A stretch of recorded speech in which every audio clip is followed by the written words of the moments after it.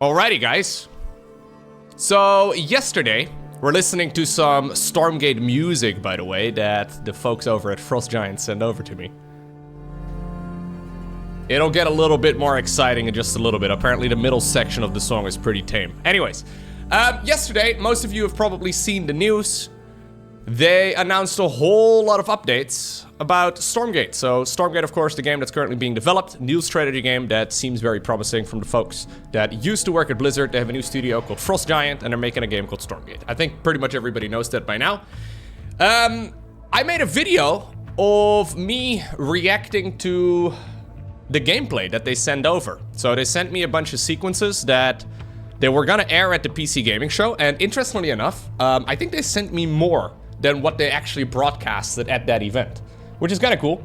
The video is doing incredibly well. I noticed like a lot of people, pretty much immediately clicked it. It's only been up for like, what, 12 hours at this point. There's already 50,000 people that watched it, which is honestly pretty sick. I mean, at this rate, it'll probably get like 100,000 views within a week, which is honestly kind of nuts. I've seen a lot of reactions to the Stormgate thing. I want to go over some of the YouTube comments here as well, but I mostly want to go over this thing that was posted on the Stormgate Reddit, because this is information that we didn't previously have. So, first and foremost though, what did you guys think of the announcement? I'm assuming most people have watched it. I've seen a lot of mixed responses. I've seen a lot of people saying like, hey, this kind of sucks. This was epic. This was mediocre. I expected more. I love this. Seems like there's quite a bit of variety. Mechanics look cool, but the art style, yeah, that is, I can definitely lower the music a bit. Yeah, thank you. It seems like a lot of people are saying that they maybe expected a different art style. This is different. This is definitely a little bit more in the direction of Warcraft 3. Rather than StarCraft 2. And let's be real, both the StarCraft 2 and the Warcraft 3 audiences were not the most flexible people, okay? Like, in general, internet people aren't very flexible, especially when it comes to change. But if you're talking to gamers that have been playing the same game for 10 plus years, I'm fairly sure even if Blizzard were to release early access or early beta or early alpha, whatever you want to call it, footage of, for example, Warcraft 4 or StarCraft 3, we would still get a lot of similar responses. People saying like, I don't know, man, it looked a little bit different. I'm not necessarily the biggest fan. Mechanics seem all right, but the graphics, I'm not. I think, yeah, change is scary. I do think that there's always going to be a little bit of debate as far as that goes. I personally do like the graphics quite a bit, but I'm also not only somebody who only watches StarCraft, and StarCraft definitely is a little bit grittier, a little bit darker. And this definitely has a more, how we call it? A happier art style to it. I really feel like these tanks need to be buffed up a little bit though. Those tanks that are firing from a distance. I've now seen this little cinematic about 3 dozen times. Those tanks do absolutely no damage.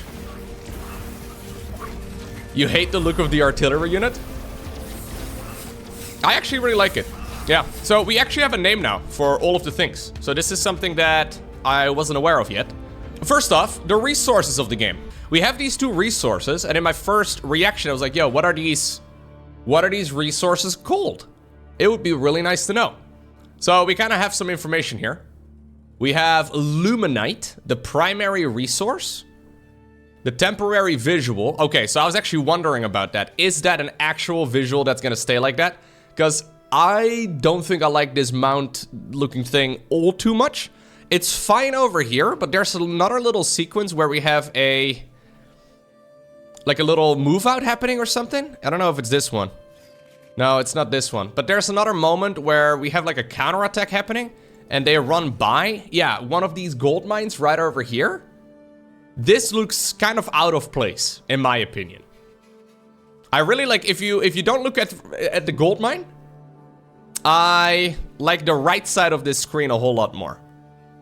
I think this kind of is something that's a bit out of place. Like if you cut this off, so if you look at it like this, I think it'll actually look a whole lot nicer already. But anyways, I'm glad Apparently Luminite is a temporary visual for now. Used to pay for nearly everything, can be mined with 12 BOBs. Bobs. Workers. Oh, it's Bob the worker. So I also brought up this little video from the StarCraft 2 alpha, right? So the Stormgate gameplay they released is from the pre-alpha of the game. And this is StarCraft 2 alpha. So they made a little sequence at a BlizzCon ages ago. This is the... Look at this. This is StarCraft 2. Let's be real for a second. That looks nothing like what the game actually looked like when it launched. It looks a lot more like StarCraft 1. Yeah. So this is apparently a bunch later. August 2006. Basing of the game. Entirely different. And honestly, in general, this doesn't look like a final product at all. Like, not as far as graphics go. Not as far as the interface goes. Not as far as the units even go. I mean, look at the size of that Thor. So, I don't know. I figured this would be a useful video to bring up. Because there's a lot of people that are like, okay, I don't like the look of it. Which is fair enough.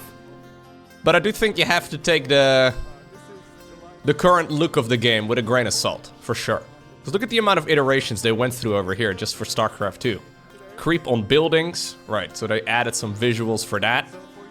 Not that it's very common to see proto structures on creep, but anyhow.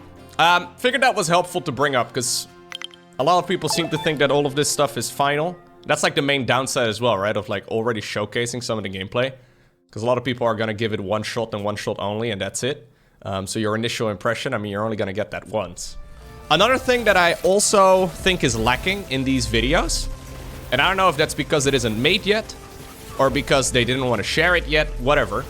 But this all looks like early game to maybe mid-game tier. Like, I can imagine that these are like early-ish game. This is probably like a tier 2 unit, and the same for this like observer-looking thing up in the air. Those are all tier 2 units, right? I've got a feeling that there are no tier 3, like there are no tier 3 units at all in this video. Right? Like, it's all tier 1 or tier 2. There's no battle cruiser equivalent or carrier or brute lord or ultralisk or anything. This doesn't really look like a maxed out army at all. This kind of reminds me of early game Wings of Liberty, where the maximum supply anybody ever reached was like 50, and we didn't really see any large scale battles until, well, the turtle meta, which was quite a bit later. So yeah, you gotta take it all with a grain of salt. Plus it's like the Terran versus Terran equivalent too. So I'm pretty sure they just didn't have any large-scale battles in this one. They don't have any tier 3 units in this one. And we don't have a second faction or race or whatever you want to call it. So gotta take it all with a grain of salt. I think you gotta look at this from like a mechanical point of view, right? Do you like mechanically where the game is at? Obviously the graphics will change a bit, but maybe they're not gonna change significantly. Do you like the graphics? And I think overall, as far as the core gameplay goes, it does look really solid to me. Yeah, mechanics look good. Unit responsiveness look good. Unit legibility look good. I think there's a lot of potential here. Okay, so I haven't actually read this yet, so let's actually go over it, because I've been blabbering onwards for like 10 minutes now, and we haven't actually read any of what I wanted to read. Therium, secondary resource. So that's the stuff we see in sequence number 2 over here. Yeah, so this is a temporary graphic. This one definitely does look a whole lot better. So, secondary resource, temporary visual is gray and glowing green polyhedrons. Okay. Mostly used to pay for advanced units and structures and upgrades. Okay. Gradually spreads and enriches when unmined, providing players with strategic options about where and when they should expand. So your Vespene gas equivalent just spreads around the map? How does that work? Therium appears in various forms that each have different gameplay mechanics, including exposed patches and underground veins. Yeah, like Tiberium fields. Okay, so let's talk about the units, because apparently the units now have names. Again, gameplay sequence 2, these guys, they are called Bobs. Bob the Builder I cringe a little when I hear the words Bob the Builder. Anyways. Smiley face robot worker who harvests resources, builds structures, repair mechanical units, and even muster a solid defense in a pinch. Multiple Bobs can work together to build a structure. SCOUT, these robotic dogs with freaking laser eyes have heightened senses that can even identify the presence of enemies still concealed by the fog of war. Oh, okay. So they're like a little mini sensor tower for an early game unit? Yeah. With a warning howl, scouts can activate advanced ocular scanners to temporarily see further, including through forests that would normally block their vision. Okay. That actually sounds pretty cool to me. Oh, it already had it with the exclamation marks over there. Oh, yeah, you're right. Okay, I was actually covering that with my camera. Hold up, let me move my camera around. Camera, you now sit over here. Aha! So it does function very much so like a sensor tower. So that's just bad micro right over here, coming out of Monk. Is that what this is? You can see it on the map as well? Oh yeah, you can see it outside of the fog of war. Interesting. So I'm assuming this is an activated ability over here. It's probably on a cooldown because it doesn't seem to have any energy. So with a warning howl, scouts can activate advanced ocular scanners to temporarily see further, including through forests that would normally block their vision. Okay. What do you guys think, by the way, of these type of names? So these names are all very Blizzard-y, right? But you have other games like, for example, Immortal, that are working on RTS game too. And they have a lot more, how do you call it? Fantasy names with things you can barely pronounce. Yeah, they're definitely, yes, both Bob and Scout are acronyms. What do you guys think of the name Bob? I see like 5 people saying they don't really like it. Tyson does like it. Renflux also likes Bob.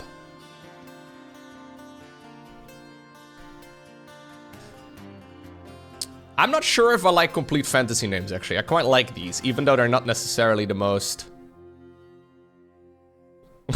Bob is too much of a name. In a more formal setting, you can call them Robert. Robert, but with dots in between the letters. And Raynor comes in with an amazing drop. He ends up killing 12 Bobs. Yeah, no. That was me doing an impression of myself, by the way. So, no, I don't really know. It does definitely sound a little funky. Yeah. Yeah, no. I actually don't think I like it. Yeah, I wouldn't be surprised if they end up changing some of those names. Bob is kind of cute, but like a Bob Rush? It is very hard to take anything serious when the unit name is Bob. An Exo all-in. That sounds cool. An Atlas MedTech timing attack. That makes sense. An evac transport. Rushing in. That sounds cool. Bob's coming for the defense. I don't know, man. And Bjorn is pushing with all of his Bobs. He's literally pulling the boys. Oh, all the Bobs watching this, a little offended right now. I'm not saying your name is bad, okay? I just say you're not great in a fantasy setting, is all I'm saying. Pulling your Bob? Yeah, no, that does sound a little funky, huh? Pulling the Bobs, just like back in college. Anyways, yeah, I don't know about the name Bob. I think Scout is fine. Scout also is very reminiscent of what it should do. Anyways, we have the Lancer, a blade-swinging frontline soldier with long reach. That was my nickname in college, by the way. Anyways, the Lancer's shield upgrade gives them the ability to shrug off damaging blows. So we have those in the second sequence, as TLO makes one of them out of this structure over here.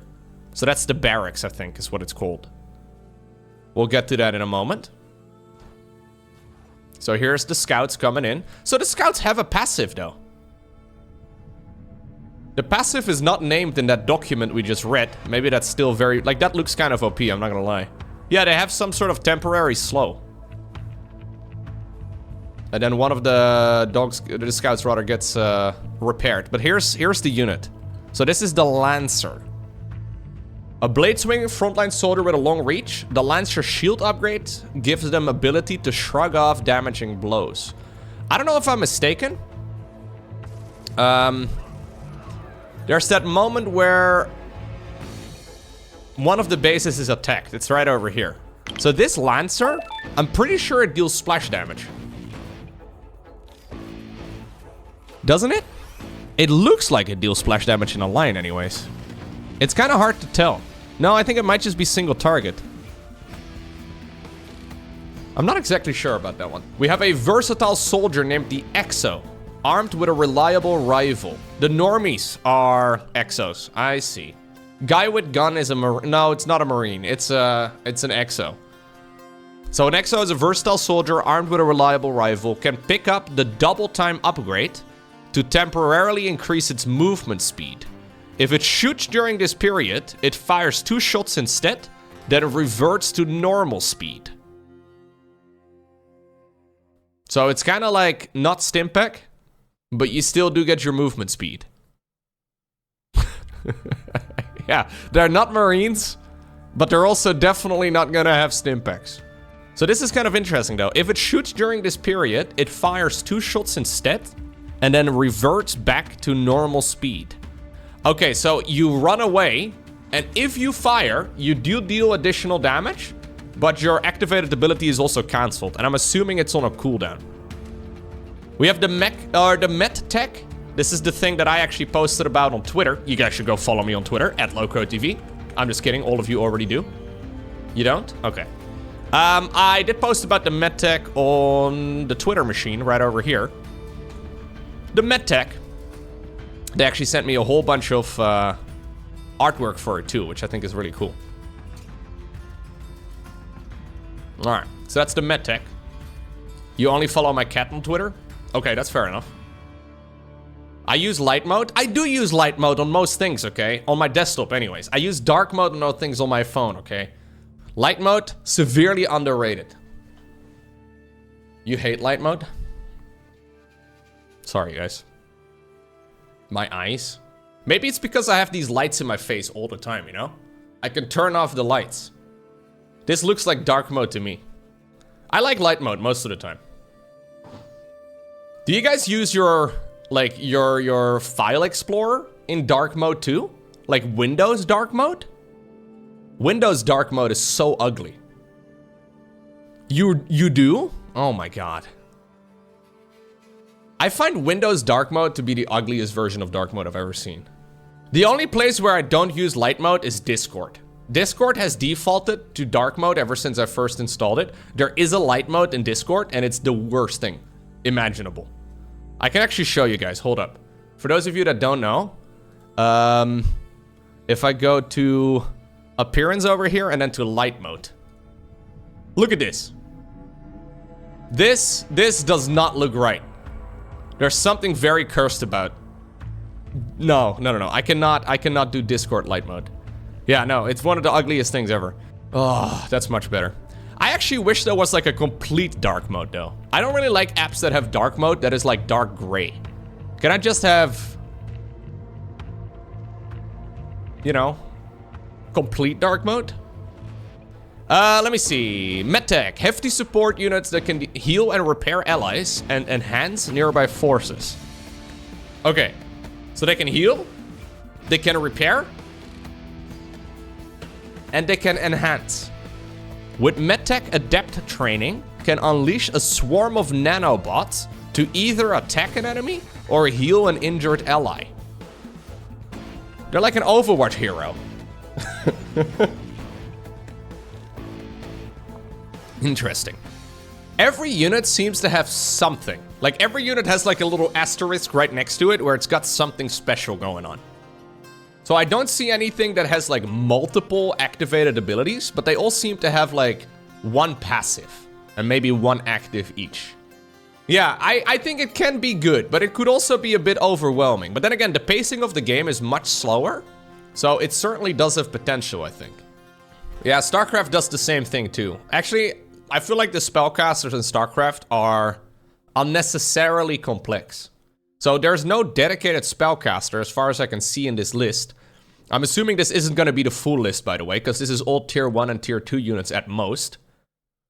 I don't think they have any tier 3 units yet. I don't know if they're going to do spellcasters, but I personally don't really like how StarCraft 2 has spellcasters with, like, 3 abilities. I think that's way too much. I honestly think every spellcaster should have, like, 1 ability. Yeah, we haven't really seen flying units either, other than the transport and that little scouting scout thing. I'm kind of hoping that as far as hotkeys go, they will do the same thing as you can do with, for example, Tigers in StarCraft 2, where like you have a unit composition selected, but you can hit like Q, W, E, R or whatever for each of the different abilities that can be cast. That would make that significantly easier from a, you know, ability point of view. But anyways, we have the mech the Atlas. A long-range artillery mech that rains down area of effect damage.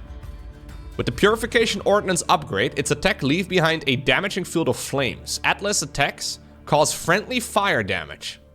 So first there's like a projected circle. I'm assuming the opponent can see that too. And then there's like some flames, some residue that is left behind over there. How do you guys feel about the projected indicator? So basically, as the unit fires, you have like maybe a second or so to get out of the circle. That has a lot of counterplay potential for sure. The artillery seems horrible. Yeah, no, it doesn't deal any damage, dude. Maybe I'm mistaken, but it feels to me like the Vulcans here and the Medtechs are doing all the work. Those things in the back do nothing. Like, this kind of reminds me, this left sequence kind of reminds me of a Terran versus Terran, where this guy is playing mech, and this dude is stimming in Marines through a choke point. Now, that shouldn't work very well for the guy in the choke point, but for some reason, yeah, the projectile is very slow, but obviously that's just a value, right? Okay, so we have the evac transport, a transport ship that picks up units and drops off allied units, including a deployed Atlas, to reposition them to strategically or whisk them away from danger. So we had this in StarCraft 2 at some point, where this ship over here can pick up and drop off sieged tanks. In StarCraft 2, it was kind of cool for about a month, and then everybody's like, yo, I don't really want this anymore. Yeah, that tank evac. It was considered very OP, yes. I actually just noticed these things flying around, and they're not on the sheet.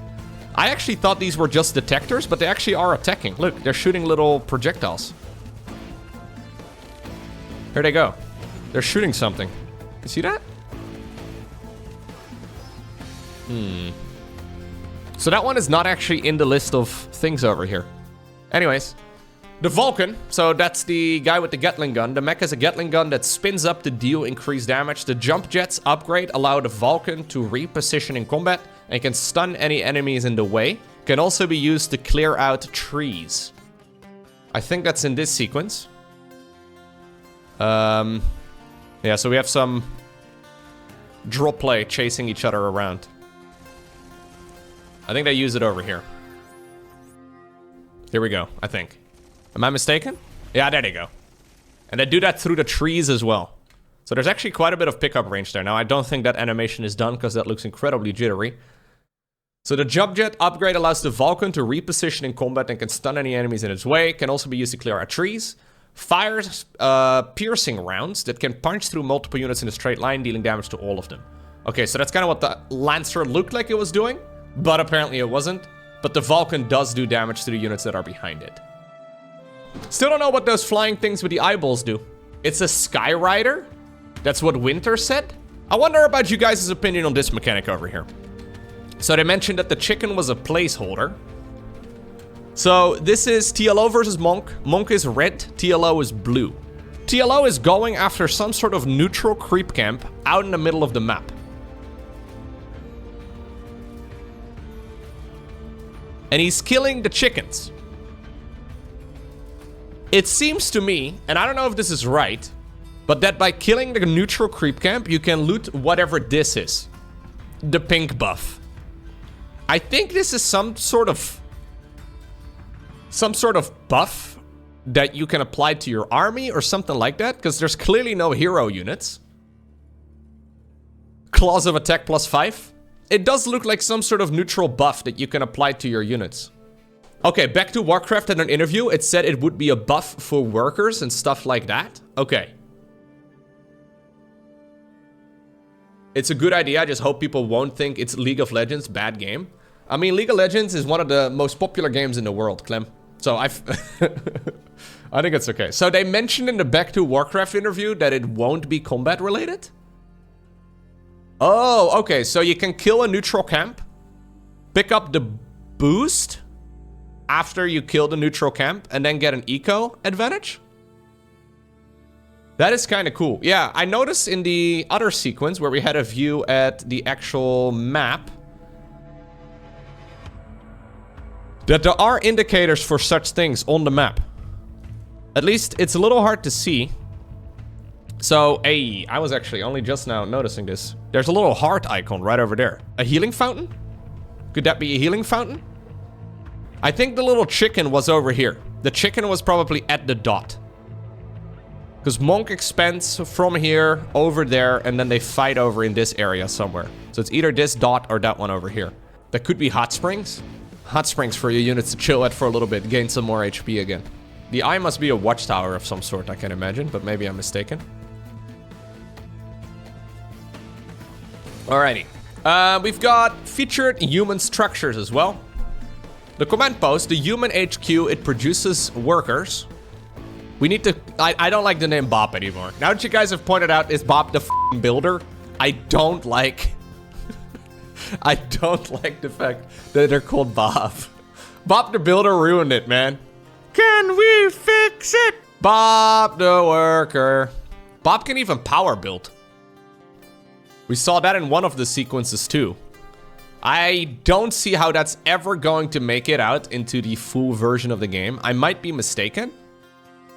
But look at this, right? So they're all working. So one of the guys goes into the structure and the other guys can help build it faster. Now this is cool defensively, but like it's never going to be used defensively, bro. I have played StarCraft for long enough. Imagine if like you could go for a Reaper all-in, but now the 3 SCVs that built the barracks can all work on one bunker at the same time. And the bunker will build 3 times as fast. I've got a feeling it would be horrible. Yeah, you can do it in Warcraft 3, I guess, with the humans. I'm not sure, man. But maybe. You can already hear the salt, right? Yeah, you can already hear the salt. Like, the idea is clearly that you use it defensively.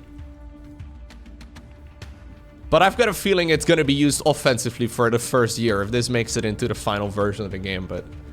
Anyways. So the upgrades to the central command center, or... sorry, not the central command. Wait. There's the command post. Upgrades to central command. Oh, okay. So tier 3 units actually coming soon. That is what I was assuming here. So the structure itself can be upgraded like a hatchery? Dude, there is some Protoss going on here with all of the spell casting. It looks very Terran-y, but it's really not. And then we have a hatchery that... yeah, it's like Warcraft 3 again. Exactly. We have a hatchery that can morph into a lair. So this is not a liftoff. It is an upgrade. So I think this then upgrades it to a command... oh no, a central command. I see. Most of the developers were from the Warcraft 3 team. It's a mix of both. But the COO is from Warcraft. The command post can trigger an overcharge on nearby Bob units, temporarily diverting power to combat systems, attack speed, and armor. So that is kind of like the humans in Warcraft 3, huh? Yeah, I said the word overcharge, which immediately gives me a little bit of a fright as well. But you can essentially turn them into, what are they called in Warcraft 3? Yes, my lord. Off I go then. Militia. Yeah, you can turn them into militia. Exactly. So that would be good against early game rushes. We have the habitat. It increases supply. You must build these to expand your army. Okay. So that is the thing we see building right over here. There's one right over there. And then there's another one coming up in a minute.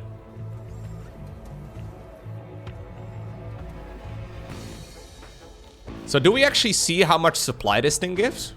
So currently they're at 40.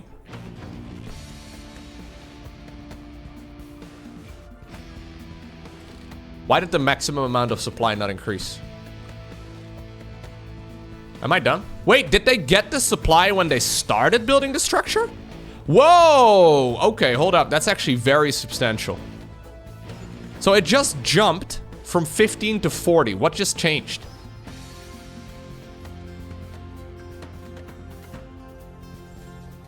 So just the queuing up of the structure? That's no way that is intended. He literally queues up the structure. Like the moment he selects a worker to go build the structure, so this Bob over here is running over to make the habitat, there's no way that's intended. I don't believe that is intended. Build more farms! Nah, that's insane.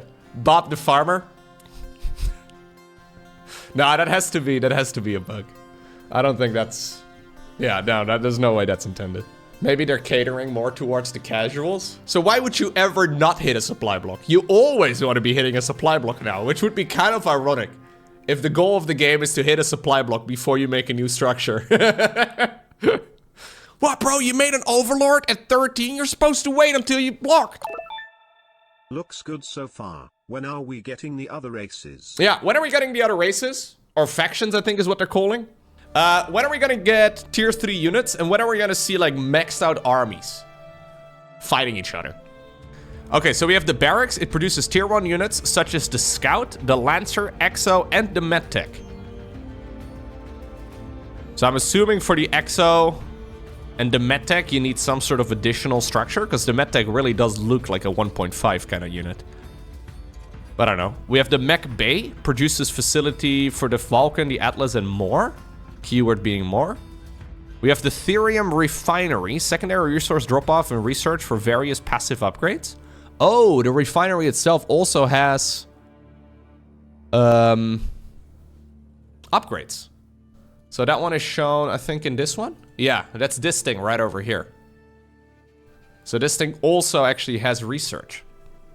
The Biokinetics Lab. Research upgrades for infantry, such as the Lancer shields. Okay. We have the Machine Lab. Research upgrades for mechanical and air units, has a conveyor belt. And then the Sentry Turret targets ground and air, provides some peace of mind. We do have the conveyor belt structure here as well somewhere. Yeah, so these are... At the start here, they must be... These are all tech structures, apparently. So this is passives. This must be for bio units, I would imagine. And the one with the conveyor belt is for mech units. So passive upgrades, bio upgrades, mech upgrades. Okay, so I actually like it. As far as like a first impression goes, the human units do look pretty sweet. Yeah, I think as far as the basics go, it does look very solid. Yeah, I was cautiously optimistic about this game when I first heard about it. I am more positive now than I was. It is gonna be a while away until we actually see what it's gonna be like. But overall, I think it looks very solid. Like, it's nothing like mind-blowing, like, wow, this is never seen before. But at the same time, they've got a good basis they can build from. It definitely does have a lot of potential, yeah, for sure. But like, StarCraft 2 was also kind of mediocre for several years before it got good. And that is something that I think a lot of people may have forgotten, or maybe they just didn't watch the early days of StarCraft 2, but like, the first StarCraft 2 tournament ever was literally won with 5 Rex Reaper. Like, people would just go 5 Rex Reaper, and it was 5 Rex Reaper versus 5 Rex Reaper, and that's what we did. And then Blizzard was like, yo, the Reaper's too good, let's move the movement speed upgrade for the Reaper. Yes, it had a movement speed upgrade from the Barracks Tech Lab to the Factory Tech Lab. So the Factory Tech Lab had an upgrade for a barracks unit that would only be used in, it was dumb. They didn't know what they were doing either, man. Like, Blizzard was also very confused about what was going on with some of those things. So, no, I'm not joking. This was a thing. I think they're going for a simplicity on purpose. It's very easy, like, you see that with other RTS games a lot right now, where they're getting a little bit too carried away with all of the fanciness. And the fanciness is nice, But at some point, you know, like it's like me watching professional Dota or League of Legends. Like I have no idea what any of the champions do. And then I don't recognize any of their skins. I think they get a little carried away sometimes with the fanciness and all of the different abilities and the look of the skins and stuff that it becomes very difficult for a casual viewer to look at. And it seems like at least they're keeping that in mind. I think in another year we'll have a playable game. Right. Right now, what I see is the development from the back end, like the engine is mostly done, from what it looks like. Yeah, no, 100% Psycho. I agree with that, yes. Like the basis of the game looks solid. They can now start actually making the game. Like they've built the stuff, the framework, and now they can actually start filling in the pieces. I don't know how many factions they're actually aiming for in the end. I have no idea. Yeah, I think it's 2 races. And I'm assuming there will be more, but I don't know. I think 2 races would be a bit too little. I also think 4 races would be a bit too much.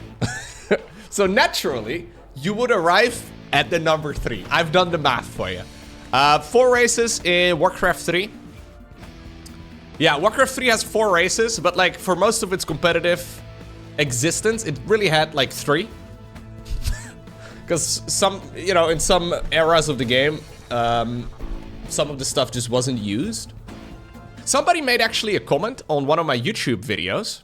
And I wonder what you guys think about this. So me as a StarCraft player, I don't think I like it all too much, but I do think it was kind of clever.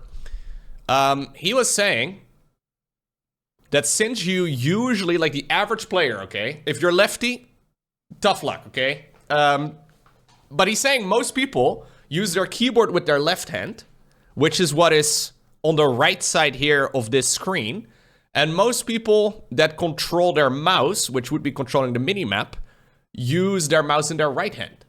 So should this be flipped? It would be probably good if the default is flipped, but a setting would allow you to go with the more StarCrafty, Warcrafty type of vibe. I actually thought that was not a terrible suggestion. Yay. People are jumping to conclusions way too quickly. Remember how bad StarCraft 2 looked in Alpha? In my opinion, what they have is great. Nice textures, visual clarity, unique units, time to kill, not as punishing as StarCraft 2, but not super slow. Like Warcraft 3, high-level mechanics like dropship, micro, speed building, making rushes less annoying. I think you got that one wrong, though, Ling Boy. I am fairly sure that the speed building is gonna enable rushing. But anyways, lots of early game micro, scout fight at the 2-minute mark. Right. This honestly reminds me a lot of Red Alert 3 mixed with Warcraft 3. Each unit seems to have an active ability like Red Alert 3, and there's a focus on smaller armies. I actually don't know if it's a focus on smaller armies or if it's just that these guys never got past the early game. I think it's probably the second. Really hope this turns out well and is sufficiently different from StarCraft 2. Yeah, but the thing about StarCraft 2 fans, though, is that they don't really want a different game. Are you making fun of my ultimate playlist that I listen to? Sweat, Lift, and Sonata, the ultimate classical workout playlist. I was listening to this. It's actually a banger of a YouTube video, dude. I'm not kidding. There are actually some bangers in classical music for lifting. It looks promising. Alpha, pre-alpha is about the foundations. Yeah, fire intro. Seems like overall, hoping for an angel faction, because a demon versus angel RTS would be sick. Actually true, dude. The artillery unit reminds me of the Red Alert 3 pacifier, right? So I actually don't remember what that thing looks like. Oh, yeah, I can see. I can see the comparison. So this is the Red Alert 3 pacifier. I think the one that we have in Stormgate, though, has legs. So it walks around. This one seems to be more like a car. Everyone shares your sentiment, Loco. Please don't suck. Yeah. I really hope the game's not gonna suck. Seems like a lot of people are pretty excited for it. Also, one last thing that I thought was kind of cool. Apparently, the special events category on Twitch, so the live streaming category, dropped from 560 live viewers to 450,000 after the Stormgate preview. Like, oh, okay. That's gonna be a nice ego boost for the guys at Frost Giant. Apparently, like 100,000 people left right after that was broadcasted. I was one of those too. I'll be honest with you, man. I made that video like 6 days ago, and I was sitting on the couch downstairs. I was ready to go to bed. I'm like, oh my god, please. It starts at 10 p.m. By like 11 p.m., the freaking video was still not there. I'm like, oh my god, when are we gonna be able to publish this video? Anyways, I had to wait until 11:15 or so until I could click the publish button, but I have gone from cautiously optimistic to optimistic. I have dropped the word cautiously, okay? I am now optimistic about Stormgate. I think it's got a lot of potential. We'll see where it's gonna go. We need a lot more, man. So the main things I am waiting for: a gameplay showcase with much larger armies, because I think that's why a lot of people are getting Warcraft 3 type of vibes. It really did kind of look like a maxed out army for Warcraft 3 standards, but I've got a feeling the armies are actually supposed to be a lot bigger if the game goes on for longer. I would love to see a second faction. I think a lot of people would be interested. Like, if you show... So say, for example, they would publish a video of the StarCraft 2 alpha, and it's a Terran versus Terran, and all we ever have are Marines, Medivacs, and Siege tanks. I feel like a lot of people would be like, yo, in what world would this game be better than Brood War? It doesn't make any sense. That's kind of the vibe we're getting over here. I don't think this was really... Yeah, the final set of units that... Well, I mean, it definitely wasn't, because they mentioned that there's tier 3 units supposed to go. Yeah, and we know that the engine can handle a whole lot more than just the units that we saw. Larger armies, a second faction, and just, yeah, tier 3 units. I think that would make a big difference. Yeah. I think it's going to be pretty fun. We'll see.